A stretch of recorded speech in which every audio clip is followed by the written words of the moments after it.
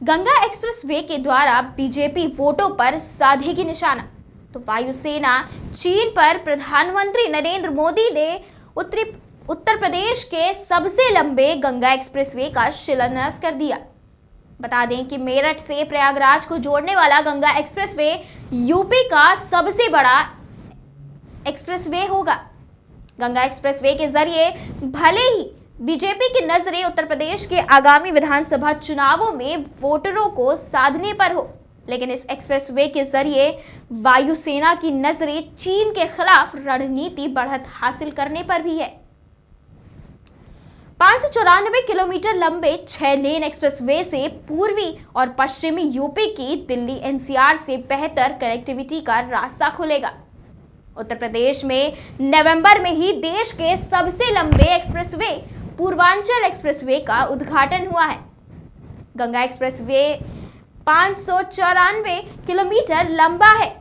यह एक्सप्रेसवे मेरठ से प्रयागराज को जोड़ेगा। गंगा एक्सप्रेसवे बनने के बाद पूर्वांचल एक्सप्रेसवे को पीछे छोड़कर उत्तर प्रदेश का सबसे लंबा एक्सप्रेसवे बन जाएगा। नवंबर 2021 में ही पूर्वांचल एक्सप्रेसवे का उद्घाटन हुआ है, जो वर्तमान में देश और उत्तर प्रदेश का सबसे लंबा ऑपरेशनल एक्सप्रेसवे है। गंगा एक्सप्रेसवे उत्तर प्रदेश के पूर्वी क्षेत्र को पश्चिमी क्षेत्र से जोड़ेगा। गंगा एक्सप्रेसवे को दिसंबर 2024 तक बनकर तैयार होने का अनुमान है। उस समय तक ये सबसे लंबे एक्सप्रेसवे के मामले में देश के सबसे लंबे एक्सप्रेसवे में 6ठे नंबर पर होगा, क्योंकि देश में इस समय गंगा एक्सप्रेसवे से लंबा 5 एक्सप्रेसवे बनकर तैयार हो रहे हैं। गंगा एक्सप्रेसवे परियोजना को सबसे पहले 2007 में यूपी की तत्कालीन सीएम मायावती ने लॉन्च किया था। इस परियोजना पर काम 2017 में योगी आदित्यनाथ के सत्ता में आने के बाद ही शुरू हुआ। ये परियोजना 29 जनवरी 2019 को उत्तर प्रदेश सीएम योगी आदित्यनाथ ने लॉन्च की। फरवरी 2020 में मेरठ से प्रयागराज तक 594 किलोमीटर लंबे पहले चरण के निर्माण को 2024 तक पूरा करने का लक्ष्य रखा गया। नवंबर 2021 में पर्यावरण मंत्रालय ने क्लियरेंस मिला। उसी महीने उत्तर प्रदेश कैबिनेट ने गंगा एक्सप्रेसवे निर्माण के लिए 36,200 करोड़ रुपए के बजट को मंजूरी दी। इसके बाद 18 दिसंबर 2021 को पीएम मोदी शाहजहांपुर में शिलान्यास किए। आइए अब जानते हैं गंगा एक्सप्रेसवे की खासियत क्या है।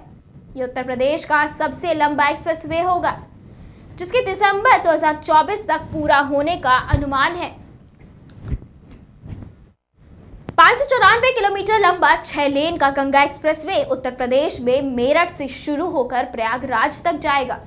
उत्तर प्रदेश के 12 जिलों मेरठ, हापुड़, बुलंदशहर, अमरोहा, संभल, बदायूं, शाहजहांपुर, हरदोई, उन्नाव, रायबरेली, प्रतापगढ़ और प्रयागराज से होकर गुजरेगा।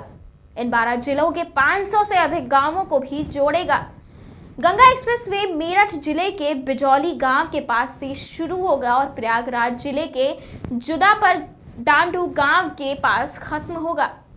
गंगा एक्सप्रेसवे की अनुमानित लागत 36,230 करोड़ रुपए है, जिसमें से जमीन अधिग्रहण पर करीब 9500 करोड़ रुपए का खर्च भी शामिल है। एक्सप्रेसवे में 7 ओवरब्रिज, 17 इंटरचेंज रोड, 14 बड़े पुल, 126 छोटे पुल, 28 फ्लाईओवर, 50 वाहन अंडरपास और 946 पुलियां होंगी। गंगा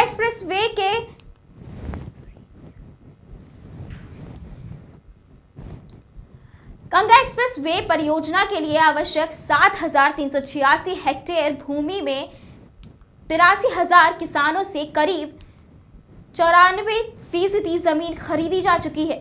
गंगा एक्सप्रेसवे का निर्माण अडानी एंटरप्राइज और आईआरबी इंफ्रास्ट्रक्चर डेवलपर्स करेंगे। हाल ही में एक बिडिंग प्रक्रिया के जरिए इन दोनों कंपनियों का चयन हुआ है। इसके बनने के बाद दिल्ली से प्रयागराज के बीच यात्रा में लगने वाला 10 से 11 घंटे का समय कम होकर 6 से 7 घंटे रह जाएगा। गंगा एक्सप्रेसवे को भविष्य में 8 लेन का किए जाने और ग्रेटर नोएडा से बलिया तक 1047 किलोमीटर लंबा किए जाने की योजना है। रक्षा एक्सपर्ट्स का मानना है कि उत्तर प्रदेश के एक्सप्रेसवे पर बनने वाली हवाई पट्टियां भारतीय वायुसेना की योजना का हिस्सा हैं। इसका उद्देश्य विशेष रूप से डिजाइन की गई ऐसी सड़कें तैयार करना है जहां जरूरत पड़ने पर मिराज 2000 जैसे फाइटर प्लेन और C-130J हेक्यूलिस और जैसे ट्रांसपोर्ट प्लेन उतारी जा सके। दरअसल 1965 और 1971 के युद्धों के दौरान पाकिस्तानी वायुसेना के विमानों ने हवाई ठिकानों पर बमबारी के कारण भारतीय वायुसेना को बहुत दिक्कतों का सामना करना पड़ा था। उन अनुभवों से सीखते हुए भारतीय वायुसेना ने इन एक्सप्रेसवे की इन हवाई पट्टियों का उपयोग 24 घंटे लैंड करने, मोबाइल एयर ट्रैफिक कम्युनिकेशन, ईंधन भरने और हथियारों से लदे होने के बाद टेक ऑफ करने के लिए करने का फैसला किया है।